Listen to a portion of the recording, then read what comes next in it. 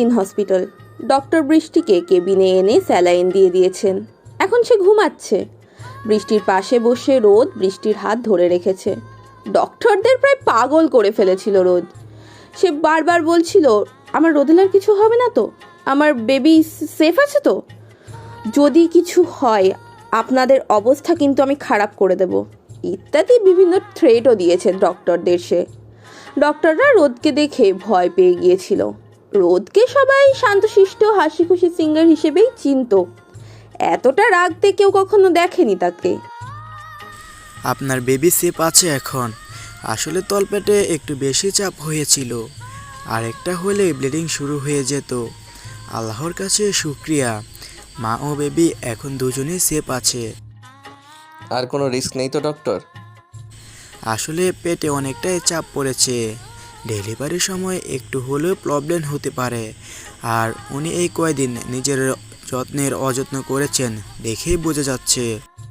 ডক্টরের কথা শুনে রোদ ভয়ার্থ দৃষ্টিতে তাকিয়ে বলে ওঠে, মানে আমার রোদেলার রিস্ক থাকতে পারে? দেখুন, আপনি বুঝতে পারছেন না?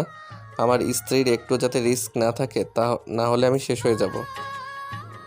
রোদের কথা শুনে ডক্টর মুচকি হেসে বলেন, হে জেন্টলম্যান, ডোন্ট বি প্যানিক, ওকে? আপনার স্ত্রী প্রথমবার মা হচ্ছেন, তার মধ্যে এরকম একটা চাপ ছিল। ওনার উপরে একটু তো রিস্কি থাকবেই। আল্লাহর উপর ভরসা রাখুন, তিনি সব ঠিক করে দিবে। রোদ বোধহয় ডক্টরের কথায় কিছুটা ভরসা পেল। ডক্টর চলে যাওয়ার পর রোদ নিচু হয়ে বৃষ্টির পেটে মাথা রাখে আর বলে, hey my little prince or princess, can you hear me? মাম্মাকে তুমি কষ্ট দেবে না, ওকে? তোমার মাম্মা অনেক ভালো, বুঝেছো?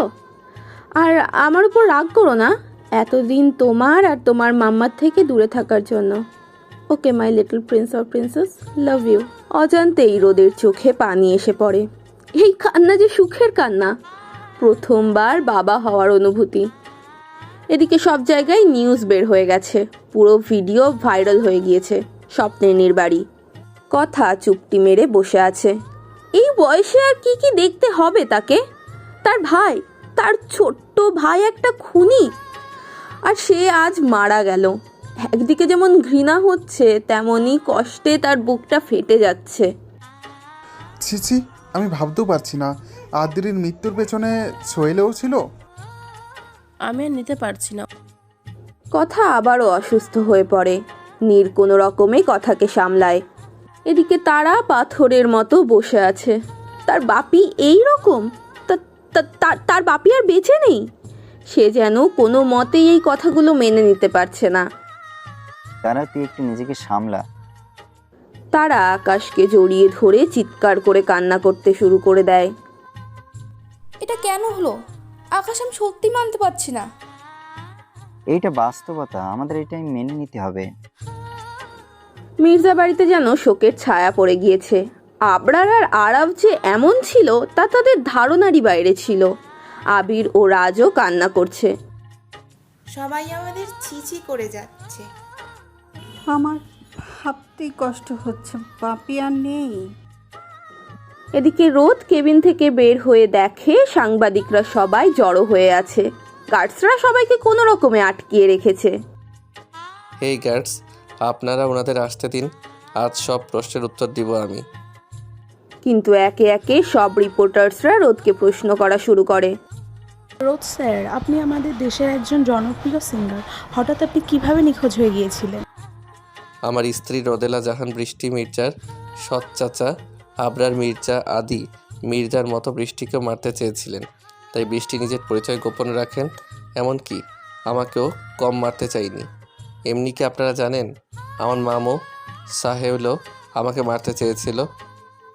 যেহেতু ঘটনাস্থলে আমিও উপস্থিত ছিলাম, তাই তাদের কালো ব্যবসা এবং সেদিন ঠিক কি হয়েছিল এইসবের প্রমাণ কালেক্ট করতে আমি এতদিন নিখোঁজ ছিলাম। কিন্তু ওনারা হঠাৎ মারা গেল কিভাবে? মানে হঠাৎ ওনাদের গাড়ি ব্লাস্ট করেছে? সেটা আমি ঠিক বলতে পারবো না, কিন্তু যতটুকু সম্ভব বলতে পারি, যেহেতু ওনারা কালো ব্যবসা করতেন, ওনাদের অনেক বিপক্ষ মাফিয়া শত্রু ছিল, হয়তো তাদের মধ্যে কেউ এই কাজ করতে পারে। বাকিটা পুলিশ দেখবে।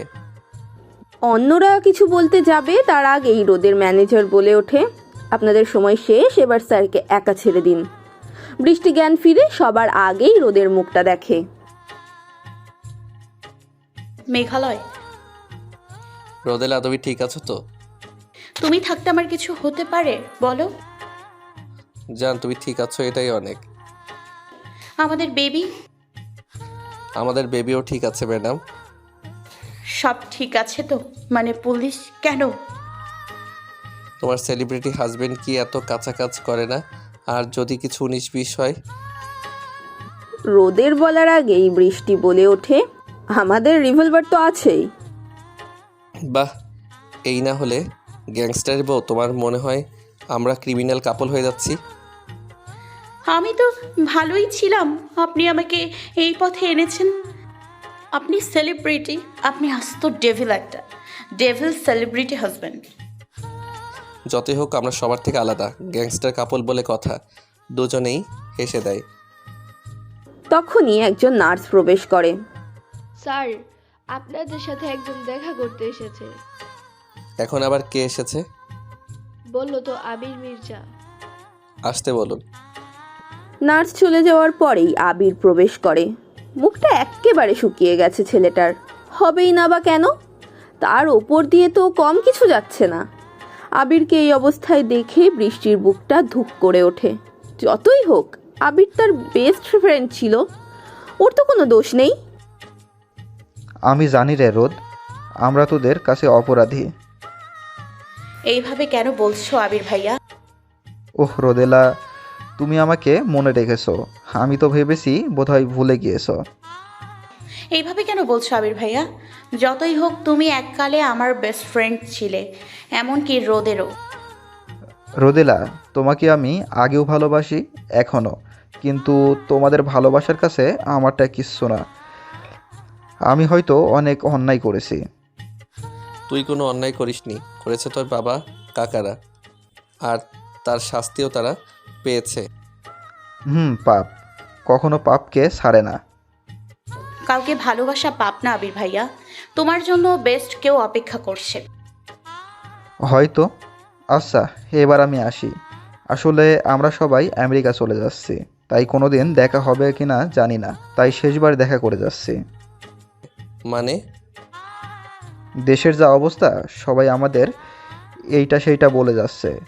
এমনই আমাদের বাড়িতে শোকের ছায়া পড়েছে, সবাই আর নিতে পারছে না। আবির ভাইয়া।